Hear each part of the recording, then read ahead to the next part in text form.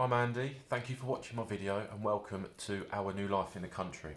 So, something a bit different today. I've ordered a Bullnet. We've got a wildlife pond in the garden and I've had it covered now with scaffold boards and kind of wood of some sort for quite some time. But I thought actually it would be quite nice to open it up, let the plants thrive, see what wildlife we've got lurking in there. So I needed to make sure it was safe for the kids and also the animals as well. I don't want any of them falling in, obviously. So I've ordered a product from Bullnet, and we're just going to go through the packaging and see what it is we've got before I go outside and hopefully start putting it all together with relative ease. So when you first place the order, you place the order based on the measurement of your pond. They will then cut this net into size and post it out. So let's have a look. What have we got? I've also ordered the anchor kit as well.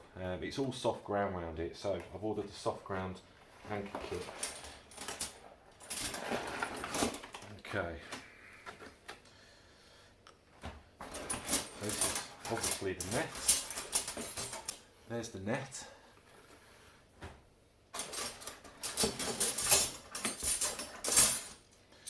Here.